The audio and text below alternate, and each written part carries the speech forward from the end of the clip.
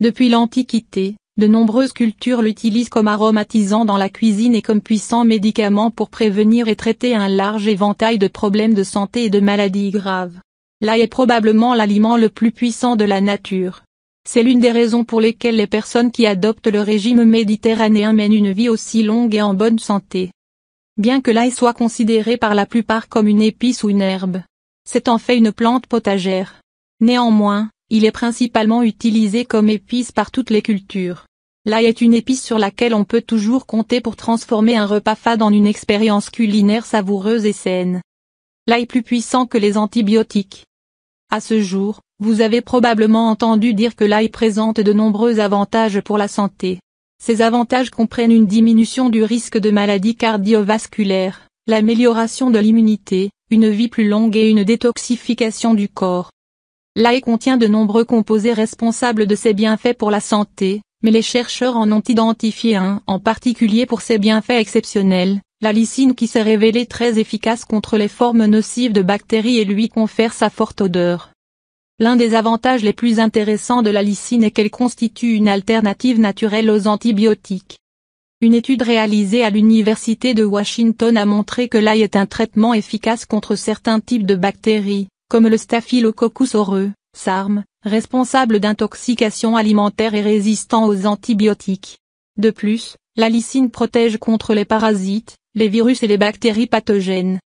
La perturbation de la flore intestinale, déséquilibre du microbiote intestinal, est liée à de graves problèmes de santé, notamment le syndrome du côlon irritable, la prolifération bactérienne intestinale, SIBO, et même l'obésité et les troubles de la santé mentale. Cette lysine se transforme par la suite en acide sulfonique, un composé qui détruit les radicaux libres et augmente le niveau des antioxydants dans l'organisme. Rappelons qu'une seule gousse d'ail contient environ 5 à 18 mg d'alicine. Autre bienfait de l'ail.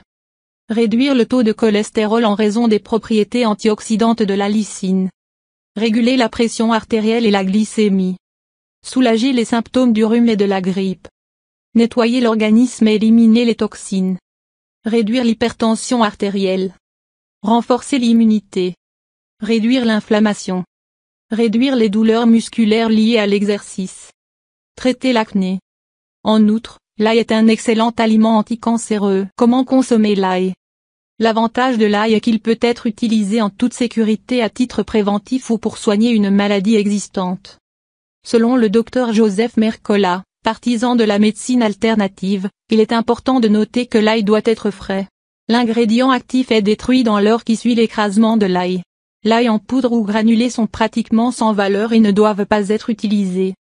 Pressez, hachez ou écrasez, laissez votre ail reposer 5 minutes avant de le consommer. De plus en plus de médecins prescrivent de l'ail pour traiter le Candida albicans, son pouvoir antibiotique a la capacité de tuer ce champignon. L'utilisation de l'ail à la place des médicaments permet d'éviter la longue liste des effets secondaires du médicament. C'est pourquoi dans certains cas, l'utilisation de l'ail est préférable aux médicaments. Alimentation saine pour plus d'efficacité.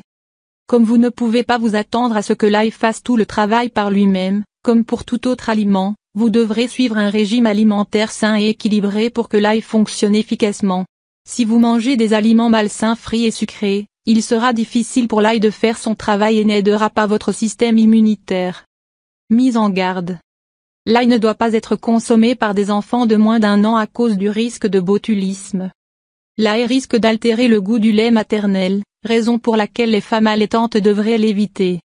L'ail devrait être évité avant des chirurgies ou des opérations médicales en raison de son pouvoir anticoagulant. Ne consommez pas plus de 2-3 gousses d'ail par jour sans consulter un médecin.